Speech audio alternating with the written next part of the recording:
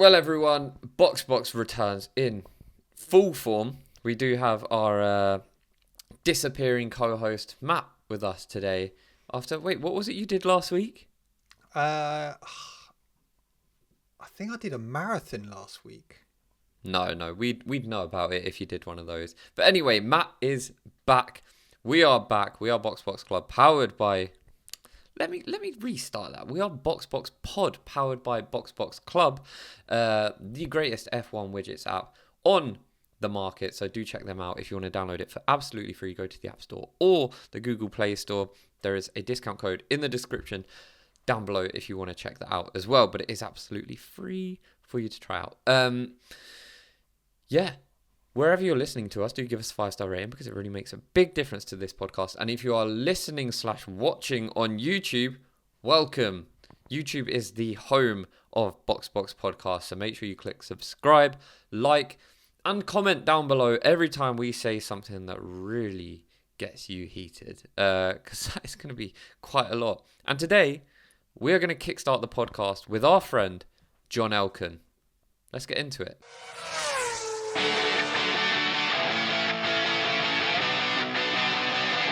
All right, guys, welcome along. Yeah, it's nice to be back. And I know we're going to get onto the Ferrari situation, but Luke, before we do that, can I just go back to a comment that we received on Spotify last week? And there's one of them. Was this on my solo episode? It was on your solo episode, yeah. Okay, so it's going to be a nice, positive, pleasant comment saying how well I've done, turning up, recording a 60-minute podcast on my own. Yeah. And fair play to you. Well done. I have done it myself, though, but, well done.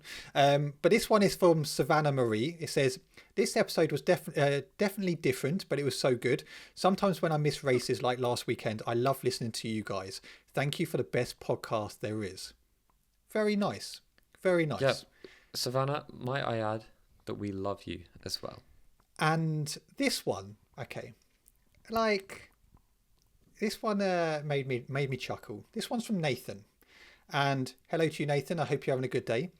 He said, "No diabolical Norris agenda. This episode was euphoric." And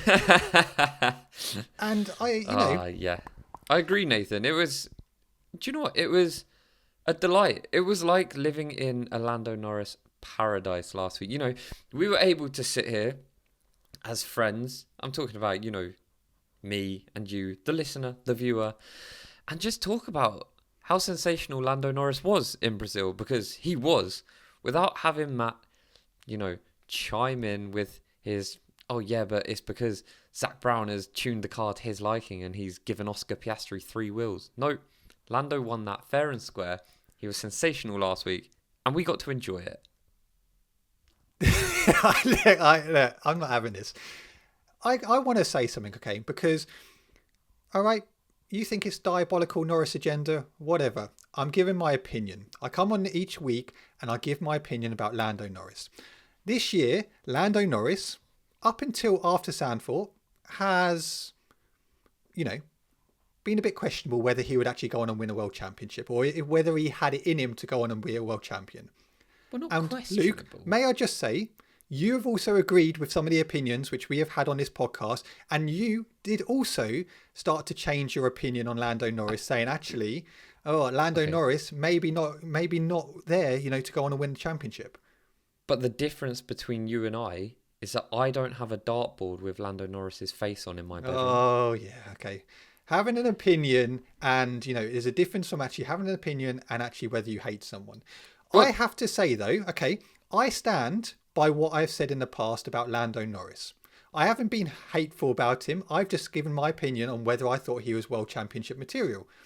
However, I am also very quick to say if I change my opinion or give someone credit or respect that they deserve, which I will do now. Lando Norris has turned it around and he is looking like a true world champion.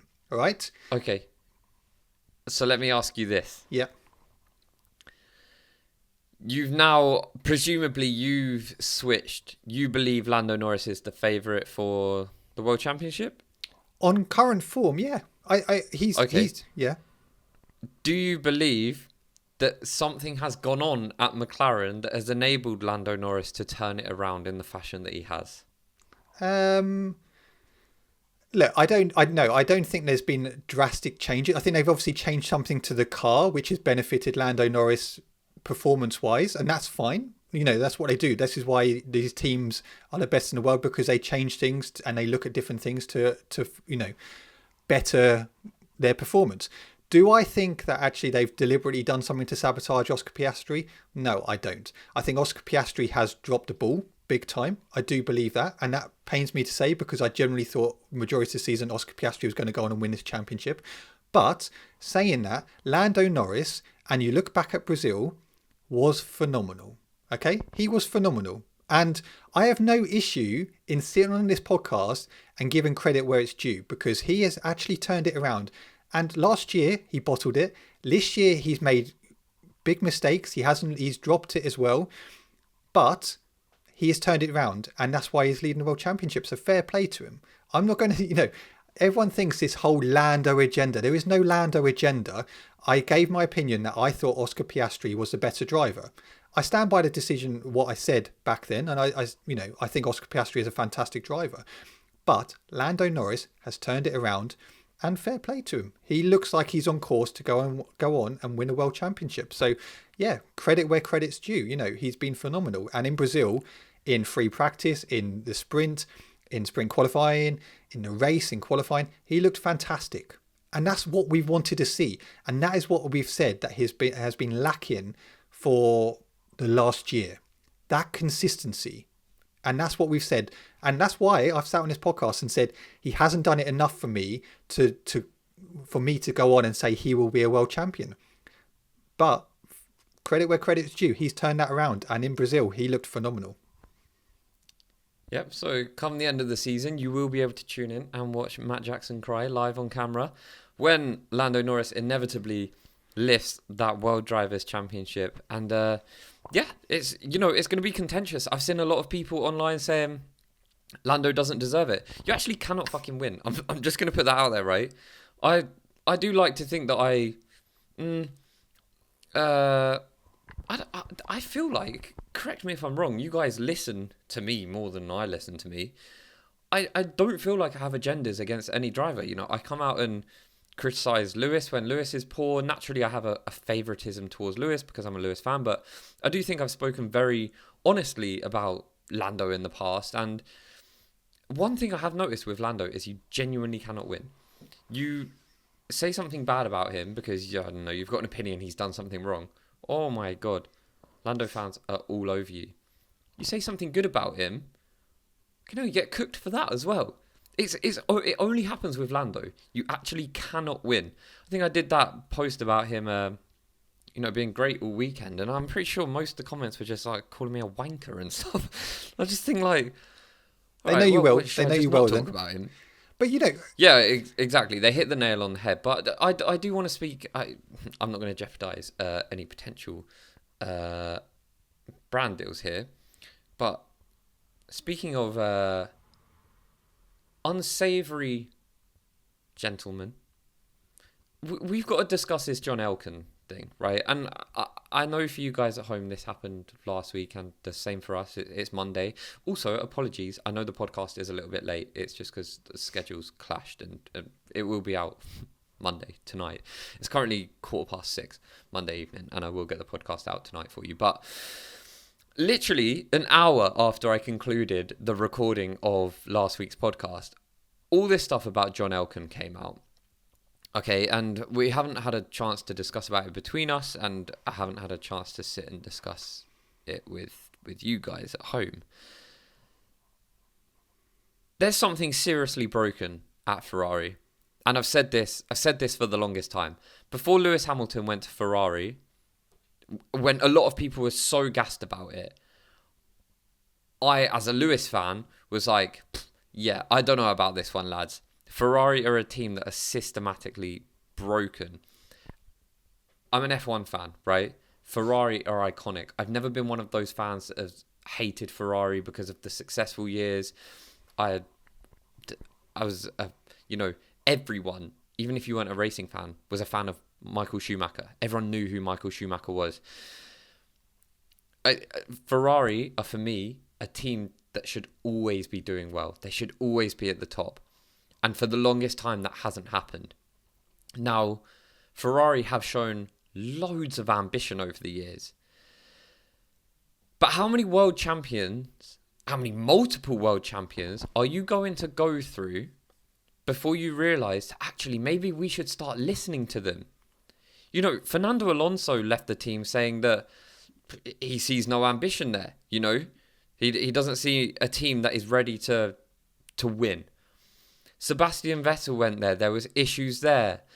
You know, you've got Golden Boy, Charles Leclerc, who is not fulfilling his potential at this team. They are not enabling that. You then get them splashing out on the creme de la creme of Formula One. Sir Lewis Hamilton, 7-time world champion. And all of a sudden you get John Elkann, the man at the very top, saying perhaps our drivers should talk less and drive more. I think one thing that came from that is he should probably lead by example, because yes, already I have seen, you know, news articles for Ferrari fans saying that the only person who needs to go is John Elkann. You know, he's going after the wrong people. You've got Charles Leclerc fans and Lewis Hamilton fans are hardcore fans of them, okay? And you've got John Elkann coming out and going, they should talk less, they need to be poor. Mate, it's not going to end well for you, because I guarantee you the fans of these two drivers will all go after you before they go after the drivers. And do you know what? It's even more than that. It's more than you and me and you guys at home. It's more than the fans. It's actually, look at the opportunity. I'm sorry, right? Don't get me wrong, right? Talented engineers, that super clever people, but the pool of talented engineers is way bigger than the pool of driver capacity that Lewis Hamilton and Charles Leclerc sit in, right? We know a lot of the people in Ferrari are people that have been born and bred Ferrari. They've, you know, their dads worked there, their granddads worked there. This is, you know, it stays within the family, and we know that there's a lot of deep-rooted issues there. And I'm sorry, there is an absolute wealth of talent out there that if you need to go in and be brutal and make some, you know, unfavourable decisions that are for the greater good of that team, that starts with where the issue is originating from, because you're not putting Lewis Hamilton and Charles Leclerc in a good car, right? They are not finishing outside of the podium because they're talking too much. This is the team's issue. And don't get me wrong, I'm not going to sit here and, you know, glaze over the truth. Lewis Hamilton has been, you know, not to the standard that we expected of him this season. But ultimately, it doesn't matter, because they weren't winning anything in this car anyway. So rather than telling the drivers to talk less, actually, why don't you listen to them more? Because that's probably a better starting point. I think what we've said, you know, when Lewis Hamilton came in, yeah, granted, Lewis hasn't been great this year, but this Ferrari team have gone through some fantastic drivers. They've had Fernando Alonso there, a 2-time world champion, Sebastian Vettel there, 4-time world champion, and then you've got Charles Leclerc, who's golden boy, who's been there for a long time, who is a fantastic driver, and then you've got Lewis Hamilton, 7-time world champion, who comes in, who knows how to win championships. The one thing, you're not just bringing Lewis Hamilton in just to drive, you're bringing him in for his knowledge and his expertise and his experience. If anyone knows how to do that, that's Lewis Hamilton. The issue is you've got a team who just don't seem to want to listen to their drivers. And you hear that on the radio messages week in, week out. Can we do this? No, we're going to do this. You know, there's no good communication between the drivers and the engineers. And, you know, with John Elkann coming out and saying this, It's a bit laughable, really, because he's saying how great the engineers are doing. Well, I mean, when you look back over last year, 2, 3 years, you would probably say that isn't the case. Yeah, look, Ferrari are seemingly always on the cusp of something good. They're always nearly there, but they're never there. They haven't been for absolutely years, and I really think you go through all that effort to get Lewis Hamilton into your team, and you decide to come out and attack the drivers. Which, look, I say drivers. They're obviously all the rumours coming out are suggesting that this was directed at Lewis Hamilton. But come on, you need to pick your target here. John Elkann should be striving for way more. This is the man at the top. All I'm thinking, if I'm in that team right now, is, okay, so he's happy with mediocrity. Because Ferrari are mediocre right now. That is not where Ferrari should be. Ferrari are not a mediocre team. They're fucking Ferrari. Do you know what I mean? These guys should be always at the top. And I know that's not possible in sport, but we shouldn't be hearing stuff like this.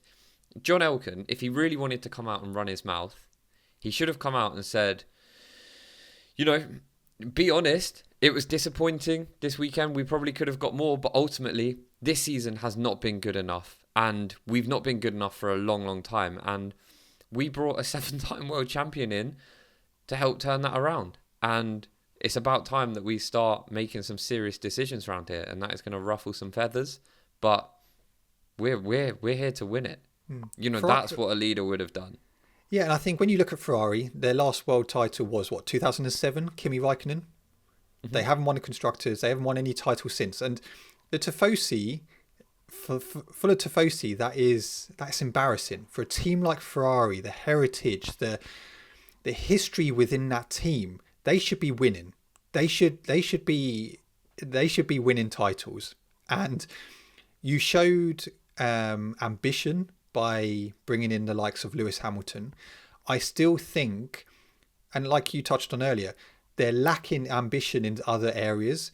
I think they're not being strong enough in making those decisions. If I were Ferrari, I would bring in Christian Horner. I've said this on the podcast before. He's a winner. He knows how to run a team. And when you've got someone like that on the market, why aren't you doing that? Fred Vasseur has come in and he's done a good job. Nothing more than that. And I think if you are ambitious and you want to win a world title and you want to take that team back to winning championships, you need to go after the best. And you've got people out there who are free at this moment in time who could take you to that level. Is Fred Vasseur the issue here? That's all I would... I don't think Fred Vasseur is the issue, but what I think is you're lacking that person or those people to make strong decisions. If Fred Vasseur comes in, Fred Vasseur is not making strong decisions.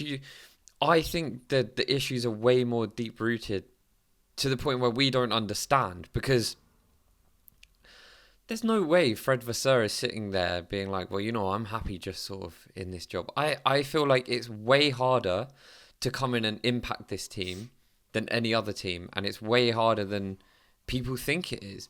I don't believe for a second that Fred Vasseur is sat there thinking, perfect, this is exactly how I want it to go.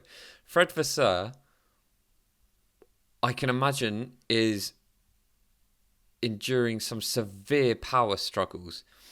Like I said, a lot of these Ferrari folk, it's in their bloodline. Okay, so surely, and I agree with you, but wouldn't it be better to get someone in who knows how to deal with big personalities?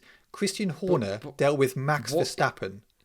What is Christian Horner going to be able to do in a team that Fred Vasseur is not going to be able to do? That's what I'm saying. Look at the man at the very top. John Elkann is coming out and saying, well, look at us. We've got the fastest pit stops, so clearly it's the driver's fault. Look, there's way more wrong with this team. I don't believe you could bring Christian Horner, Toto Wolff, Ron fucking Dennis into it. I don't believe that they're going to make, anyone is going to be able to make a change until you fix the root of the issue. Because I don't believe Fred Vasseur is part of the issue. That's my opinion. Yeah, no, and look, I get it. For me, I think you need a stronger personality to come in and shake that team up and tell them what it is. That's just how I see it. You've had Lewis Hamilton come into the team. Okay, and he's told the team what is wrong, and I agree. It stems from the top with John Elkann, and I get that. But if you start getting more stronger personalities in, highlighting what is wrong, they have no choice but to change. No, but this is the issue. I don't think it's as simple as that. Wait, you've got people at Ferrari that, like I said, have been at Ferrari since they came out of the womb. It is, it's in their bloodline. They've been there for generations. It's a team that is steeped in all these old relationships, old ways, old beliefs, and I think that it's one of those where, okay, it does need to come from the very, very top, John Elkann, but it also needs to come from the ground up. We need to start seeing actual changes within the team, changes in attitudes and... Okay, so if Ferrari finished fourth in the Constructors this year, are we saying that Fred Vasseur has done a good job? Because surely, as a team principal... But I don't think that's the question. I don't think the question is, has Fred Vasseur done a good job? Well, therefore, the answer is bring Christian Horner in. I don't think it's... The solution is as simple as that. I don't think it's a case of, look, although I think it's irrelevant, is Christian Horner a better team principal than Fred Vasseur? Yes, Christian Horner, in my opinion, is the greatest team principal, or, one of, that we've ever seen in F1. But I don't think he's the solution, because I think we'd still see the same issues, because the issue is not stemming from the man in charge at that level. See, I get what you're saying. I think if Christian Horner went in, I don't think he would tolerate how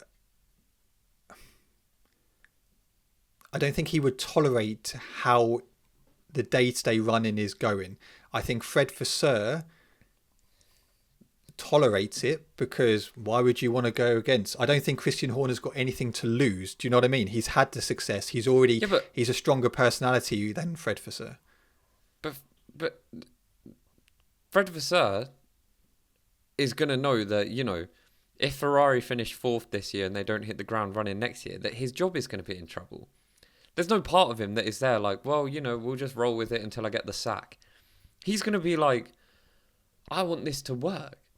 I want Ferrari to be the number one team.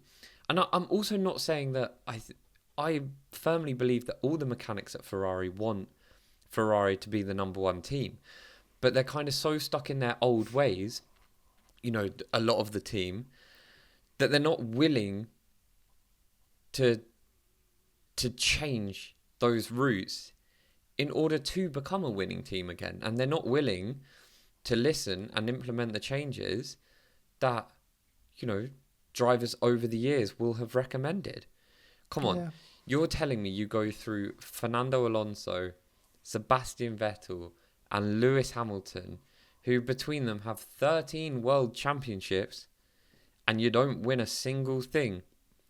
They've gone through team principles in that time, and it's not making a difference. So I think it's very easy to point the finger at Fred Vasseur because he's the easy target, and he probably will lose his job at some point if Ferrari don't win something.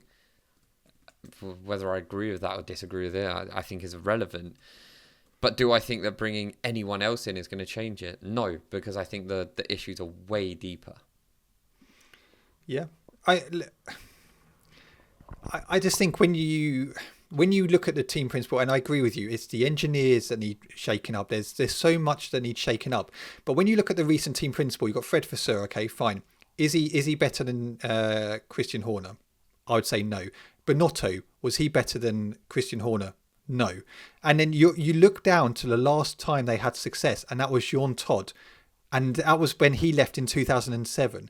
So I do think, actually, having a strong leader makes a big difference. I like Fred Vasseur. I love him. I think he's great. Do I think he's strong enough to lead a team like Ferrari? No, personally. But when you have someone like Christian Horner, who is available, who is a winner, he knows how to win championships, he knows how to change a whole team, he knows how to make changes, and he knows how to deal with difficult personalities, I don't know why you wouldn't try and go for someone like that, because he is not afraid to make those changes. Look, I just don't think that's the solution. The analogy that I've come up with in my head, right, is you're a doctor, right? And you've got a van, and you've been told, look, you need to take this very important medicine to this address, and you need to get there ASAP. And the doctor says, well, I can't, I haven't got the medicine. You're saying the solution is, well, don't worry, I'll give you a faster car. It's like, yeah, well, that's great, but I haven't got the medicine to give this person. So it doesn't matter how I get there, how quick I get there, what I get there in. I haven't got the solution. Yeah, and no, we're going around in circles. I completely get what you're saying. All I'm saying is I don't think Fred Vasseur is strong enough to make those internal changes. Whereas you would, if you had someone stronger like Christian Horner, I genuinely believe. Lazy observation. Huh? Oh no. Okay. You're just attacking a man because he's at the top. No, I'm not in the slightest. Okay, if you're a team owner, right? You own, I don't know, Volkswagen F1, okay, right? Mm-hmm. Who are you taking, Christian Horner or Fred Vasseur? Yeah, but it doesn't matter. Who are you sleeping with? Sydney Sweeney or Sabrina Carpenter? It's irrelevant. Like, the issue is that I don't believe anyone at this point in time can change what is going on at that team. I can say it. Yeah, Christian Horner is a better team principal. I would rather Christian Horner leading any team because I think he's an unbelievable team principal, but he has been recently steeped in a little bit of controversy. But, you know, if we're looking purely professional here, I think he is a great team leader and, you know, one of the best team principals that we've ever seen. I'm talking just to clarify, I'm talking F1. I'm not talking about what he's done outside. I'm talking actually F1. Your solution is the equivalent of being like, well, get Max Verstappen in. No. Who would you rather, Max Verstappen or Charles Leclerc? Max Verstappen. Do Ferrari win the championship this year if they've got Max Verstappen driving? Oh, give over. They get nowhere near it. That's what I mean. He's not the solution. I'm not saying, look, all I'm saying, and look, we're going around in circles here, is I think if they had a stronger team principal, they would make better internal changes. That's all I'm saying. I agree with you. It's deeper rooted than just the team principle. It's deeper rooted in the sense of looking at the engineers. But you've got to remember, when Fred Vasseur went in, they had a lot of internal changes then. Okay, so whoever Fred Vasseur has brought in as well has a factor on this. Do you know what I mean? There was a lot of people who left Ferrari when Binotto went as well. So it isn't just a simple fact that they've had people there for long term. They've had people there, new people coming in who don't seem to have that effect. If that makes sense. Yeah, I don't know. We won't subject you to this conversation anymore. But I do want to, speaking of going around in circles, I do want to pick up on something that I spoke about last week, which was the Kimi Antonelli theory. You'll be familiar with this, Matt, right? Will I? Well, yeah, you tuned into last week's episode, didn't you? I'll be honest with you. The only parts of the podcast I listened to were when I edited. I didn't listen to the whole podcast. Which, bear in mind, he didn't edit the podcast. I did. Hang on. Who edited the clips? Me, most of them. Oh, well done. I have one holiday. God forbid I have a holiday, all right? Anyway, last week we spoke about Kimi Antonelli and his race performance when consuming a substance, a food additive, that is banned in certain countries. Basically, when he's in a country where it's titanium something, it doesn't matter. It's food additive. When he consumes that, his performance is significantly better than when he's in a country where he cannot consume that. Okay? And this became a genuine conspiracy. And now we've had another one come up. Oliver Behrman's race pace seems oddly correlated with countries that allow hormone-treated beef. Hear me out. So, Jeez. if we look at race pace, Ollie Behrman in Australia, China, and Japan, where hormone-treated beef is allowed, he finished P14, P8, and P10. We're talking race pace, right? Australia qualified P20. China, P17 to P8. And then Japan, he qualified P10, finished P10. But that's good, that's points, right? You then look at where it's banned, like Saudi, Imola, Monaco, Spain, Canada, Austria, England, right? He's finishing out the points. Out the points. We get to Singapore, USA, Mexico, Brazil, where it's allowed. All of a sudden, Ollie Behrman is on a 4-race point streak. Get this man some hormone-treated beef, and he'll be in that Ferrari in no time. I'm telling you. There's a lot of conspiracies going around. Tune in next week for another conspiracy theory. I did also see one about Nico Hulkenberg, and, it was all to do with how he performs when the sun rises early versus late, and we'll save that one for another time. Okay, right. Lando Norris broke a 30-year-old F1 record by winning the Brazil Grand Prix last week. But, Luke, can you tell me what the record was?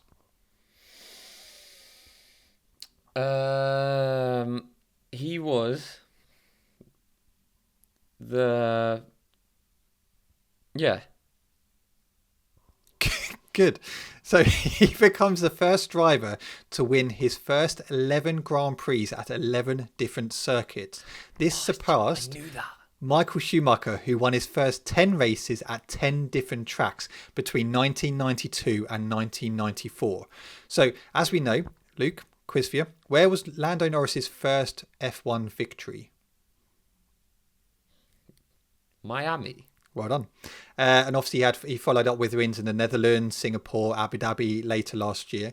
But obviously he's won a further 7 races at different circuits this year. So well done to Lando Norris, breaking a record, taking it off Michael Schumacher. It's impressive. He says with gritted teeth. Oh, come on. Let's give this a break now, okay? I can praise Lando Norris without there being an agenda, all right? Let's move on from that. What have you got for us next? Well, the FIA and F1 have agreed to take emergency measures for next weekend's Qatar Grand Prix. Huh?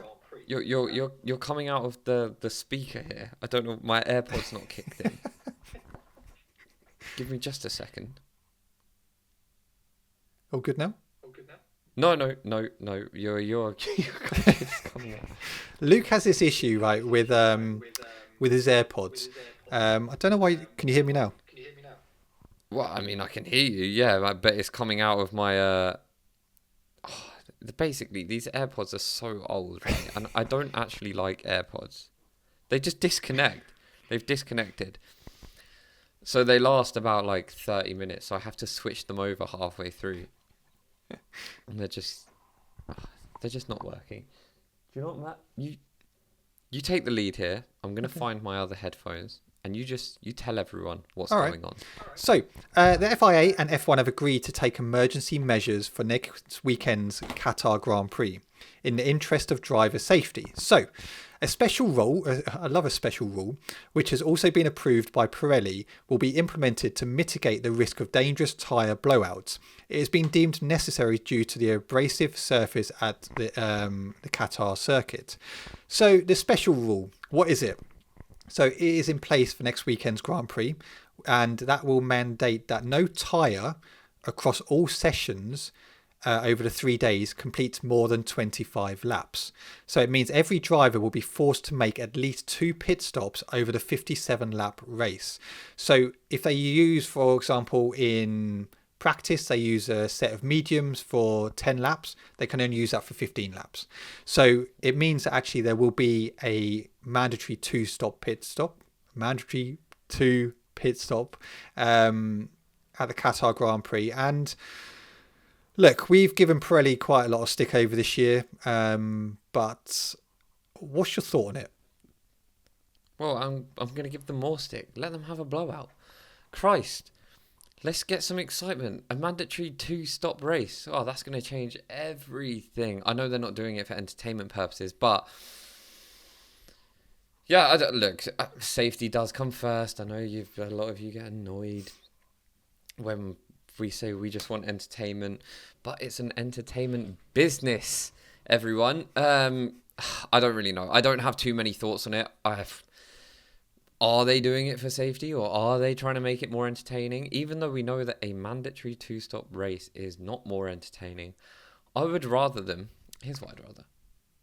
I would rather them be like, oh shit, these tyres are going to be a bit touch and go around this track.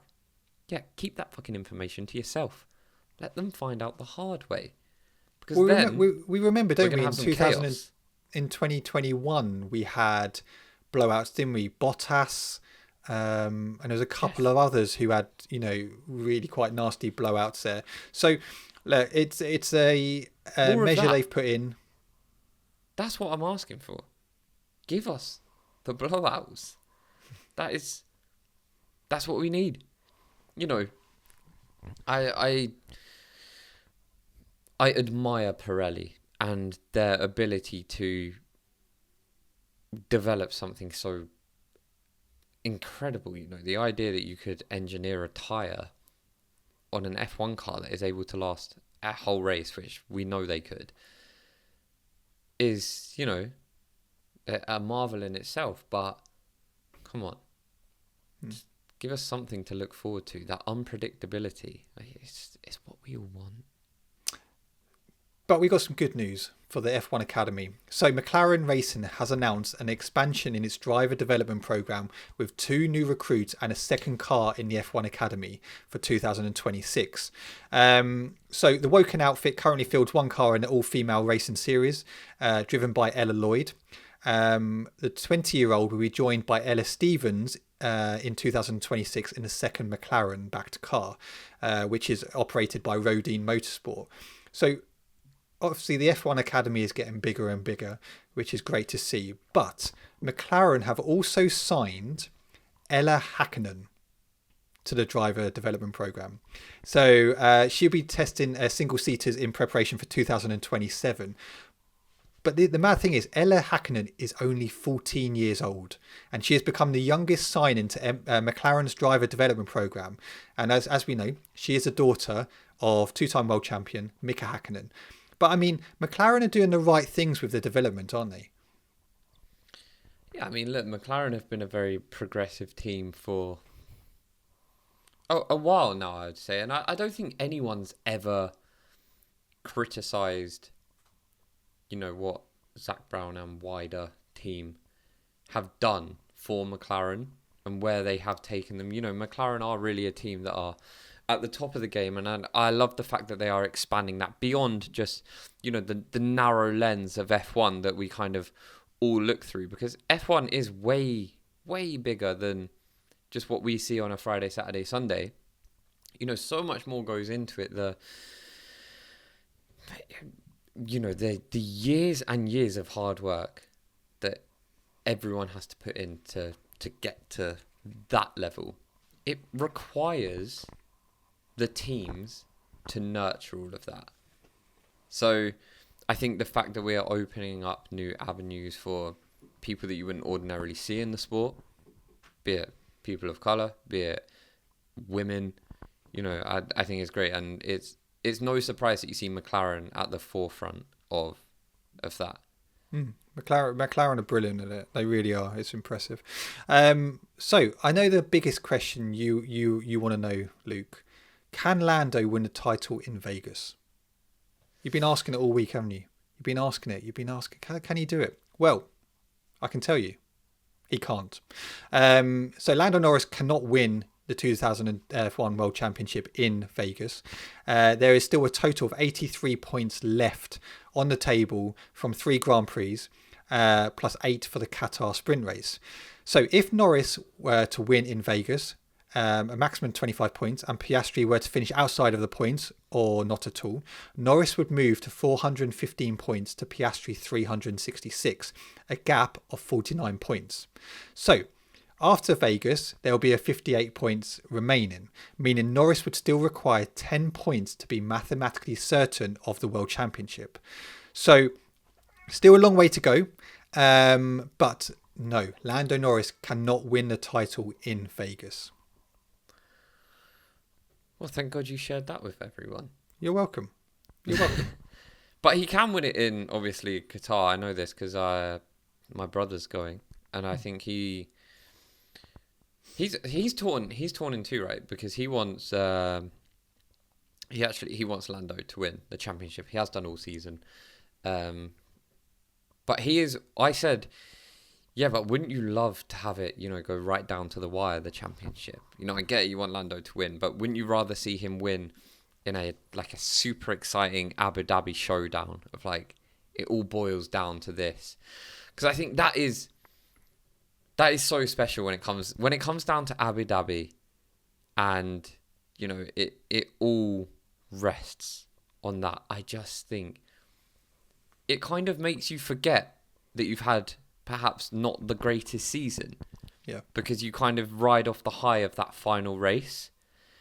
And yeah, he was kind of caught in two minds because he's like, it'd be great to see Lando win it there in the flesh.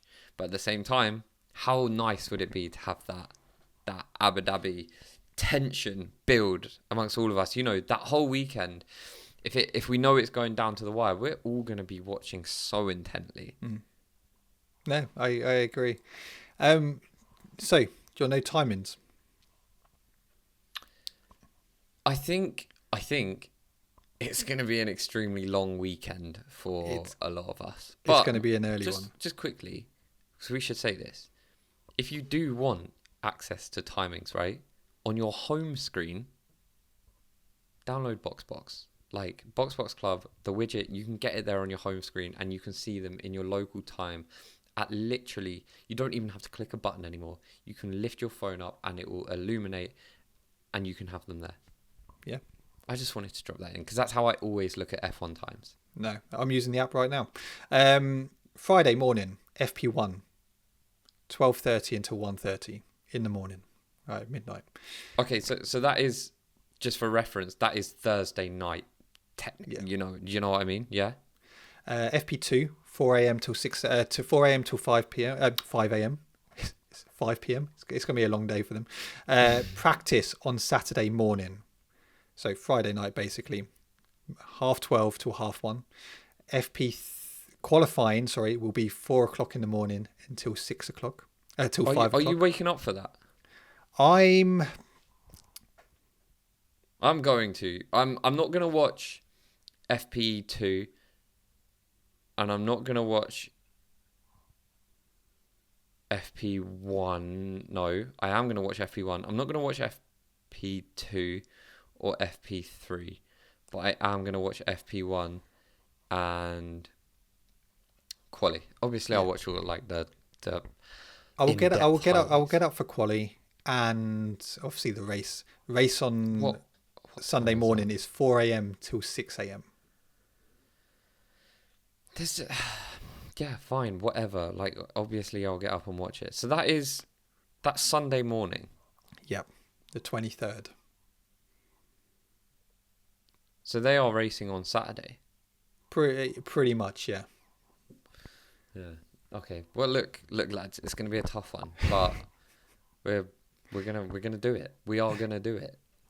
Right, Luke. The main question. There's something quite nice about these races when everyone wakes up and you're all texting at 4 o'clock. And you're like, "What the fuck are we doing?" Which one was it where you and I watched it together? Was it Japan? What one did we get up and we watched it ridiculously Japan, in the morning? Yeah, I think it was a Japan race. Yeah, it is something nice about it, but actually getting up early is just, yeah, it's a tough one.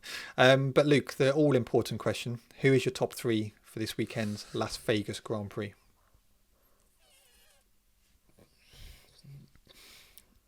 It's a very interesting one because George Russell looked very quick there last year, but the car hasn't.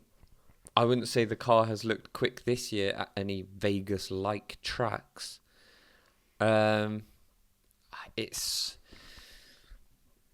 it is getting tricky to predict because Max Verstappen off the back of last week. Anything is possible. Max could win. The McLarens are still likely the standout car for me. Will the Ferraris be quick? I don't know, but